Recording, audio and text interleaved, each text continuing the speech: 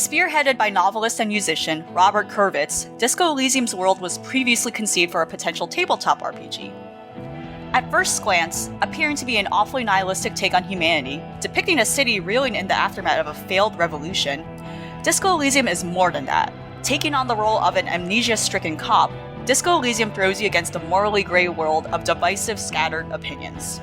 Your thoughts and actions have consequences as the main character's personality is naturally developed through the game's progression. The impact of the revolution and the world it has created is not all that black and white as it seems, and the path to getting to that understanding is not straightforward or even completely optional. Disco Elysium is not only a well-composed game with flexibly written paths, but it is something that deserves to have a seat in our current socio-political conversation.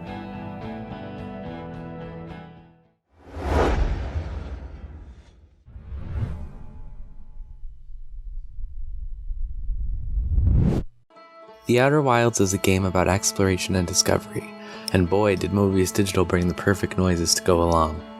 With most of your journey dictated by your ability to track and discern sounds, you'll become increasingly familiar with the various tunes that reverberate throughout the galaxy you're trying to save. While you start out only being able to detect a simple song spread across various instruments, you'll gradually work your way through other more alien frequencies over the course of your journey, making those moments where you slide back over into the direction of a twinging banjo all the more satisfying and homey. That's saying nothing of the game's original score, which brings in mysterious and engaging songs for every occasion, delivered right when you need it the most. When you take those aspects and throw in the beeps and boops of your clunky spaceship and suit, and the ominous whirring of ancient alien machinery, you get a fantastic experience that keeps you engaged with all of your senses.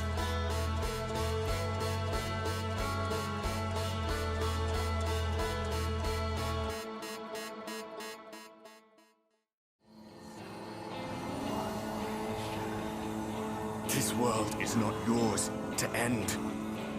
If I had to sum up in one sentence as to why it's my game of 2019, it'd be this. Final Fantasy XIV Shadowbringers has one of the best personal stories I've ever experienced in a video game. Throughout Shadowbringers, you learn the forlorn history of a parallel world on the brink of utter annihilation. You learn of civilizations long dead, of local traditions cut short, of ways of life long forgotten. You experience the impact of a global catastrophe, and despite being a hero who has won battles and killed gods and stood up against injustices, you can only hope to save what remains. For most of Final Fantasy XIV's story, you are a champion of the people. You stand up when they are pushed down by oppressors. You shield them when they are threatened by hungry gods and the evil empire alike. With Shadowbringers, however, the fate of two worlds rests on your shoulders, and you are no Atlas. The game balks at the notion that one person, no matter how powerful or experienced, can bear the weight of the world by themselves. It is only through the combined strength of collaborators and cooperators, of families and friends, that the impossible becomes possible.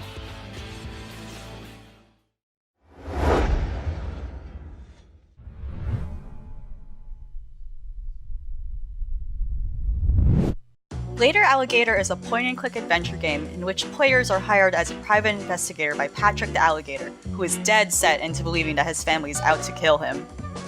With all of its visuals lovingly rendered through 2D animation, Later Alligator is evidently something that can only be uniquely created by the hands of skilled animators. The animation and design of Later Alligator is led by Small Blue Animation, previously known for their production of the Batman Spider-Man web series. Its character designs are diverse, and the life of the setting is further enhanced through quirky Easter eggs and funny visual gags. Nothing ever feels out of place, and every visual element has a purpose, enhancing the game's experience. It succeeds in eliciting sympathy by making a bunch of alligators look like huggable stuffed plushies. Not only are Later Alligator's visuals well produced, it's just downright a cute game.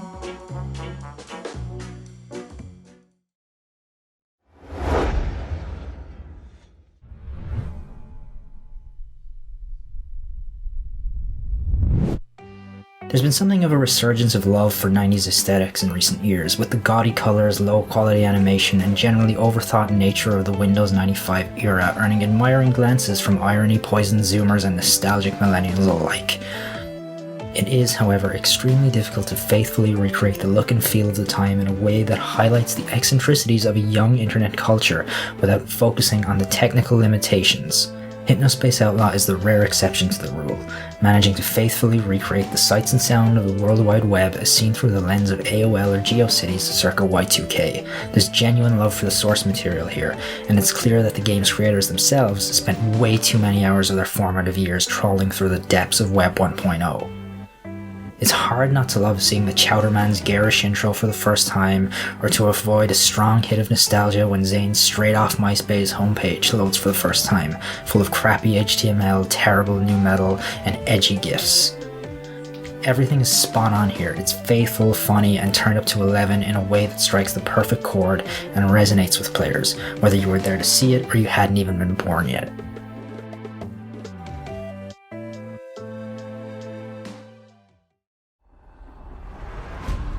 Control is a confusing experience top to bottom, so full of eccentricities that it almost sounds like nonsense whenever I describe it. It all manages to coalesce into a very satisfying experience and ultimately my game of the year for 2019. It takes all the imagination of something like the SCP Foundation with all the skill and experience of the Remedy creative team to create a fascinatingly weird world. Not to mention a wild and frenetic gameplay that gives you the objectively best superpower of flight, a version of the objective best skill in Mass Effect, the kinetic charge, and a variety of other fun powers to use. Personally, I found the high lethality of engagements and health management to be a blast.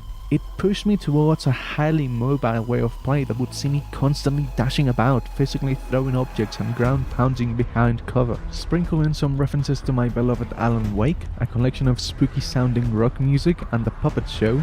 Fun fact, I love puppets. That is the first piece of movie making to get me kind of scared in years, and Control tickles all kinds of personal buttons for me.